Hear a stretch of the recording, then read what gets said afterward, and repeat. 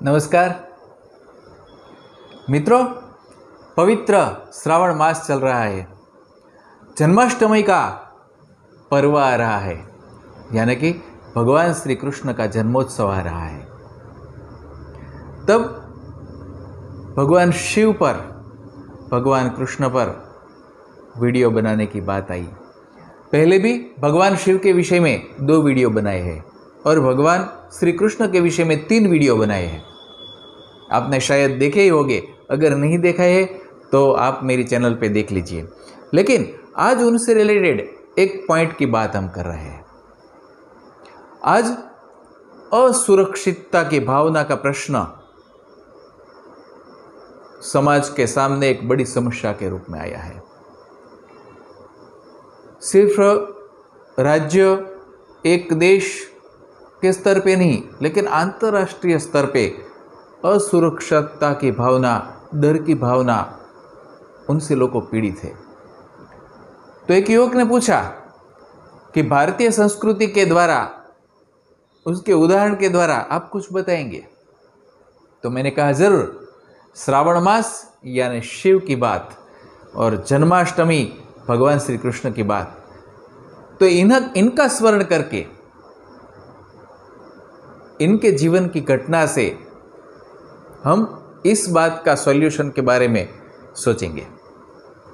तो आप सबका स्वागत है डॉक्टर पारस भट्ट यूट्यूब चैनल में। नमस्कार मित्रों, बात है आज से 5200 साल पहले की। महाभारत काल में कुरुक्षेत्र का युद्ध शुरू हुआ था। उस समय की यह घटना है। आज लोगों का जीवन भी एक युद्ध जैसा बन गया है, क्योंकि कितनी कितनी समस्याओं से लड़ना पड़ रहा है, कितने स्ट्रेस है, कितनी चिंताएं है, कितनी असुरक्षितता की भावना है। तो ऐसा ही कुछ उस समय घटित हो रहा था कुरुक्षेत्र के रण मैदान में। तो ऐसा हुआ कि जब धृष्टद्युम्न के द्वारा गुरु द्रोण की मृत्यु हुई,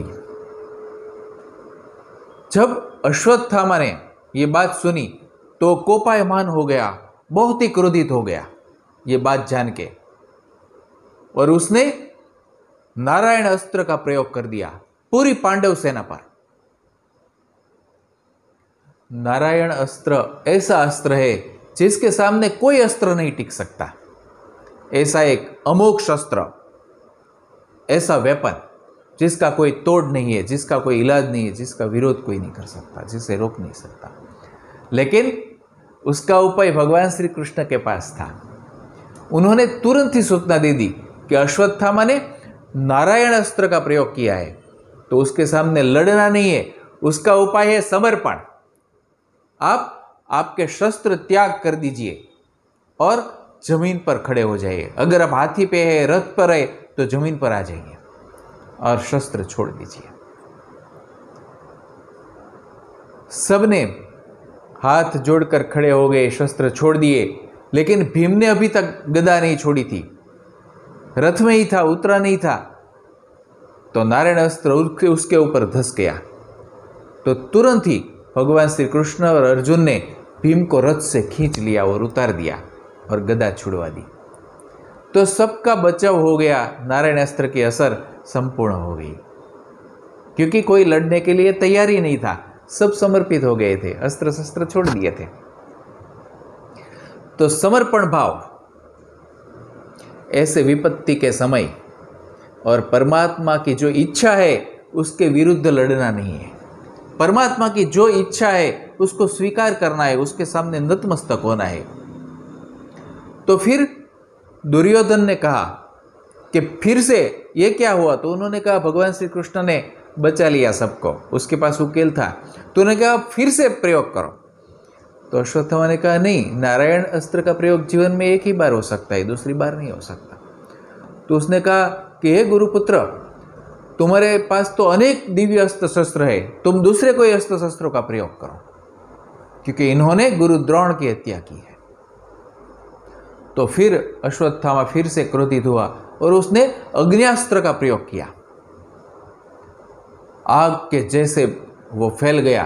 तो उन्होंने कहां पर प्रयोग किया?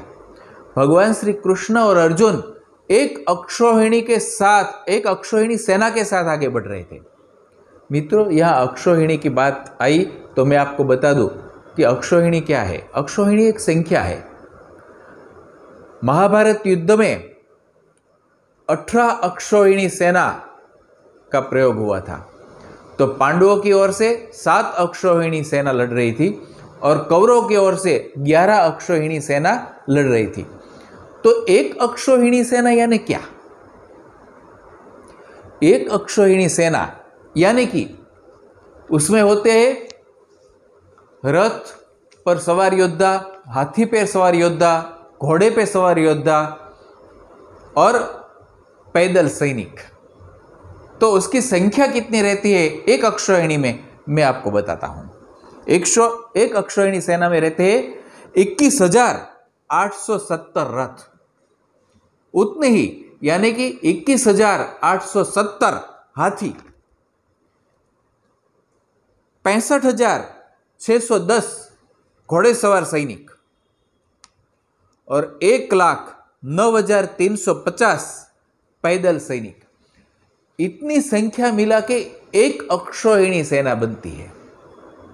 तो एक अक्षौहिणी सेना के साथ भगवान श्री कृष्ण और अर्जुन कौरव सेना के और आगे बढ़ रहे थे और उस समय अश्वत्थामा ने अग्नि अस्त्र का प्रयोग उस सेना के सामने कर दिया।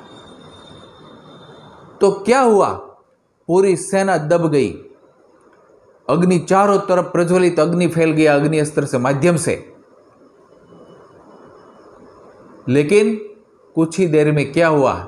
कुछ दिखाई नहीं देता था, अग्नि ने घेर लिया था।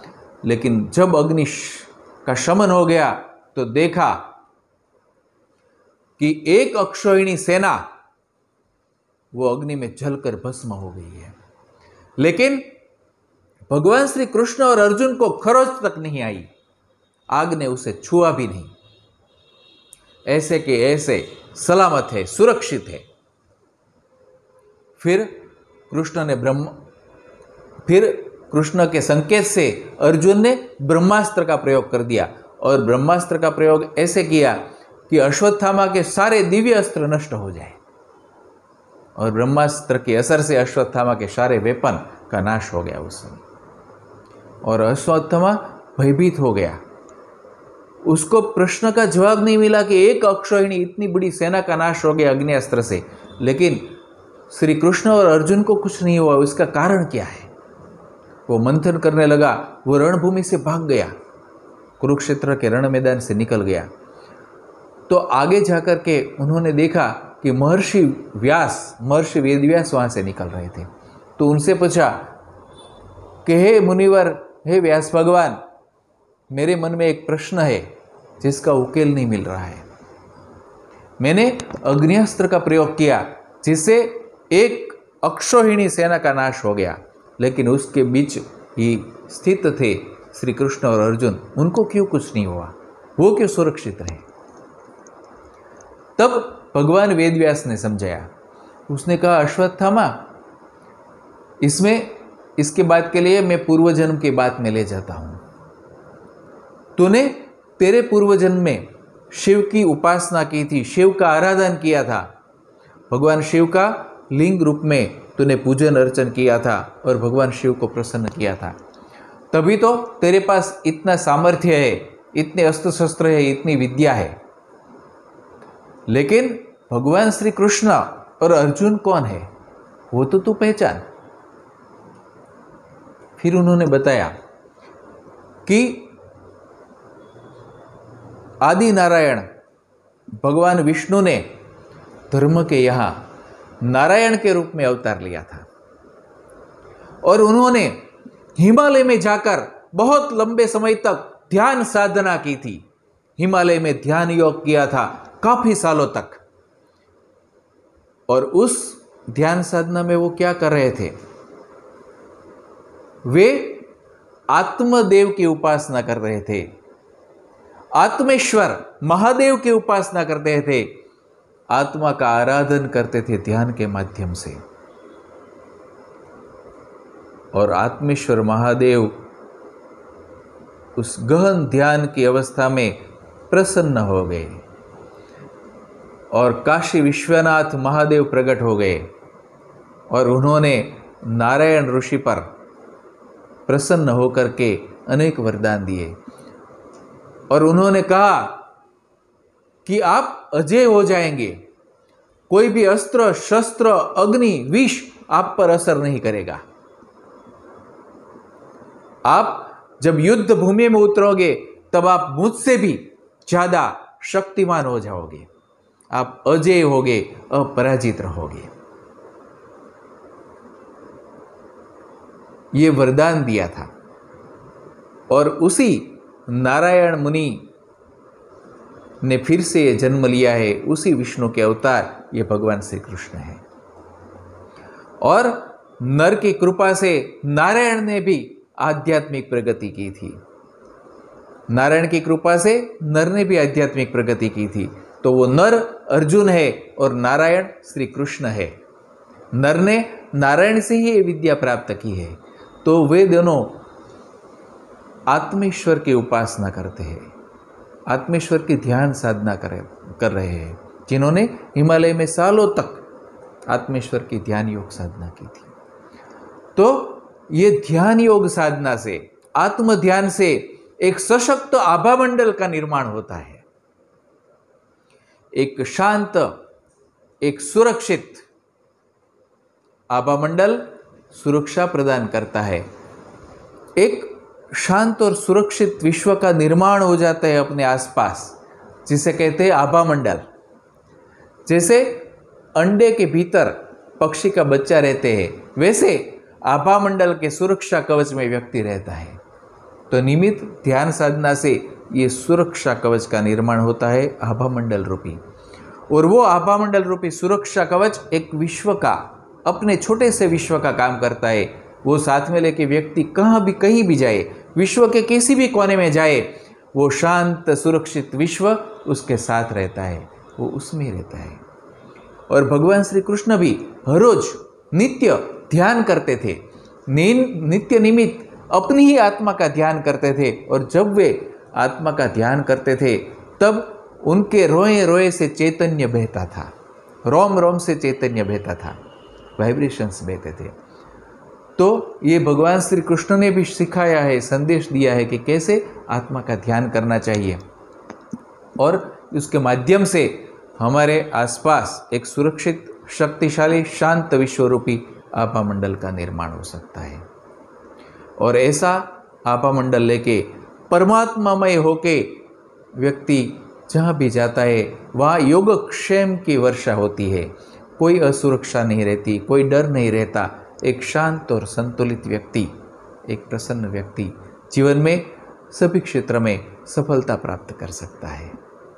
तो आप सब ध्यान साधना के द्वारा अपना आभा मंडल सशक्त करो, आत्म ध्यान के द्वारा आत्मेश्वर की कृपा प्राप्त करो और एक प्रसन्न जीवन का निर्माण करो, जीवन में सफलता प्राप्त करो और आध्यात्मिक प्रगति करो। ऐसी शुभकामना के साथ बहुत बहुत धन्यवाद। नमस्कार।